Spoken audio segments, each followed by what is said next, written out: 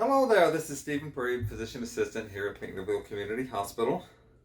Today I am doing a talk about allergies, specifically allergic rhinitis, and I'm going to be focusing my talk on springtime allergies, pollen-induced allergies. We're not going to spend much time on other allergies such as pets, mold spores, inside environmental allergies.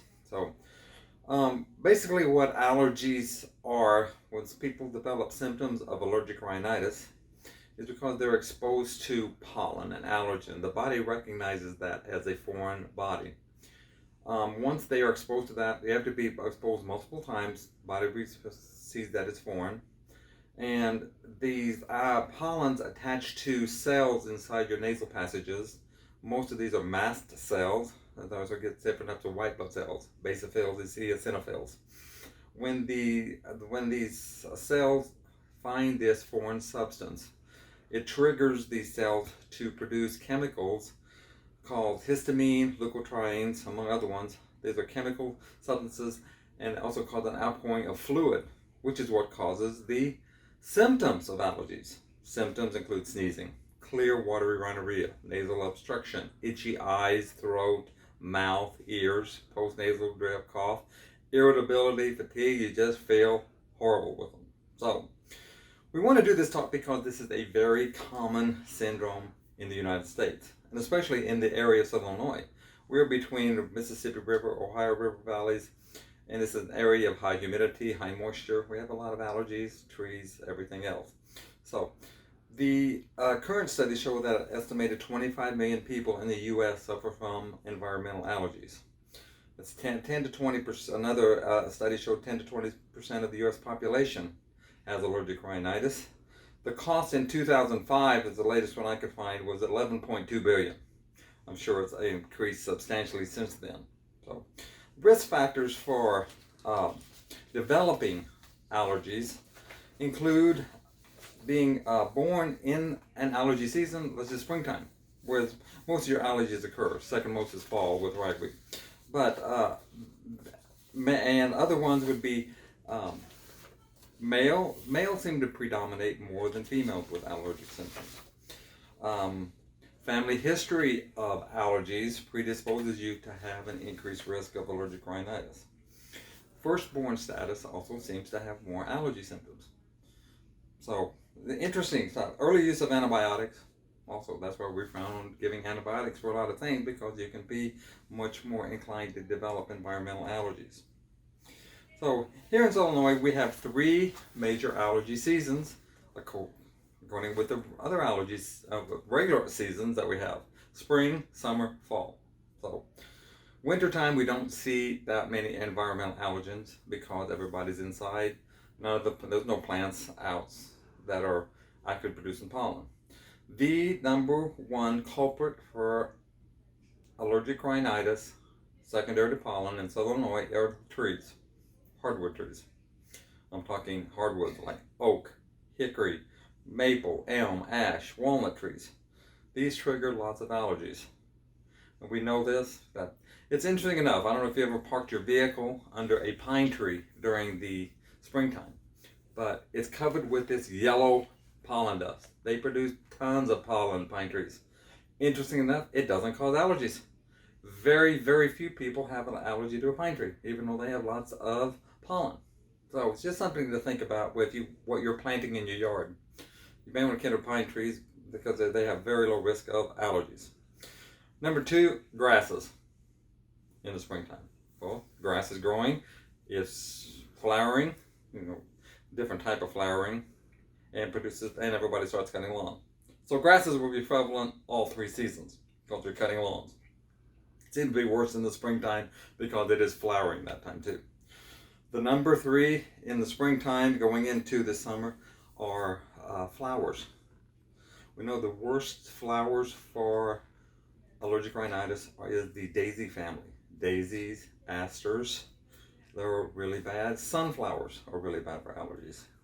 So the flowers that do not produce much in the way of allergens include roses, geraniums, zinnias, tulips, lilies. Those are all fine. They're very, very low in allergy symptoms. The other thing, if you're involved in carrying a bouquet for a wedding or anything, and you start sneezing, we know that baby's breath and chrysanthemums have a high level of allergens associated with them. So, and in the summertime, we see the predominant allergies caused by grasses and flowers. Again, fall. That's the second most common season in Southern Illinois for allergies and across the U.S. With the esoteric term, generic term, hay fever. Ragweed, hay putting up by farmers. That triggers lots of allergies. So we see ragweed is so common in this area. That's when people are really feeling bad. So those are your three main seasons for the allergic rhinitis. Now let's talk a little bit about treatment.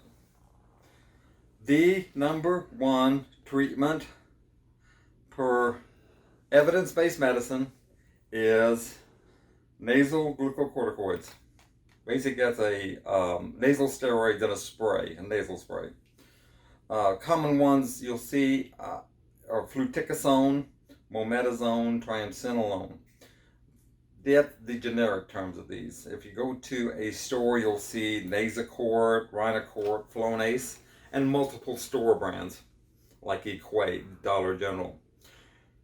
The thing about these nasal steroids, they are available over the counter. They're all equally efficacious. And it goes down to 2 years of age. The recommended dose for young children, especially below the age of 6, is 1 spray to each nostril once a day. Shows tremendous benefit. For anybody over than that, it's either 1 spray to each nostril twice a day or 2 sprays to each nostril once a day. It does a fantastic job of controlling the symptoms. Number 2 on the list, which used to be considered number 1, this changed recently, according with evidence-based medicine, are the antihistamines. There's 2 classes of antihistamines. There's the old first generation antihistamines. The very common one everybody hears about, Benadryl, diphenhydramine. Does it work? Yes, it works. The problem associated with Benadryl, you have to take it 4 times a day, and it is extremely sedating for adults. In the side note there, if you look at all your over-the-counter sleep medicine, Tylenol PM, whatever PM medicine, what's it contain? Benadryl. That's why it works. But its effect only lasts for about 2 weeks. Then the body becomes resistant to it, and it doesn't put you to sleep anymore. So we got away from the first generation antihistamines. The next is the second generation antihistamines. The number 1 for the second generation, all the studies show, is Zyrtec and its isomer Nasal. They're both available over the counter, and it is the strongest one. The second most strongest one is Allegra, and the third one is Claritin and its relative Clarinex. They all do work some for mild symptoms. They do not work as well as the nasal glucocorticoids. And studies now have shown that adding a straight antihistamine to the nasal glucocorticoids provides 0 to little benefit.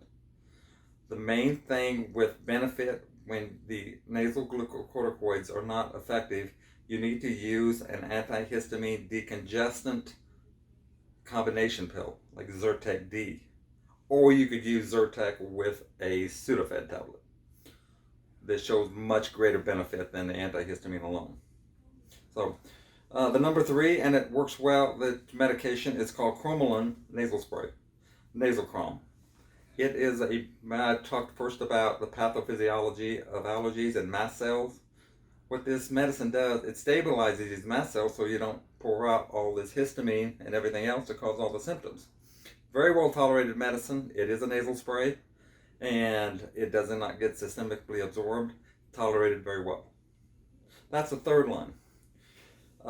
Fourth line, which we reserve for serious cases of allergies that are not controlled by these first 3, or your steroids. Prednisone, shots of dexamethasone, Decadron, Depomedrol, those are all injectable medicines, and they are very effective at controlling your allergy symptoms, but they're associated with multiple side effects and other things. So we reserve the use of those for refractory cases that are not controlled by the other three classes of medicines. The other one I want to talk about treatment that we did for a long time, it seemed to have benefit, was Montelukast or Singular. It's a medicine you give on a daily basis to help try to control the allergies. It is a leukotriene inhibitor, so it did show benefit. Recent studies, it was in March of 2020, FDA came out with a black box warning on Singular/Montelukast that there are a lot of neuropsychiatric symptoms, events associated with this medicine, including agitation, depression, sleep problems, and actually suicidal thoughts. So we do not recommend the use of Singular/Montelukast for allergic rhinitis anymore. We do find it has benefit in asthma.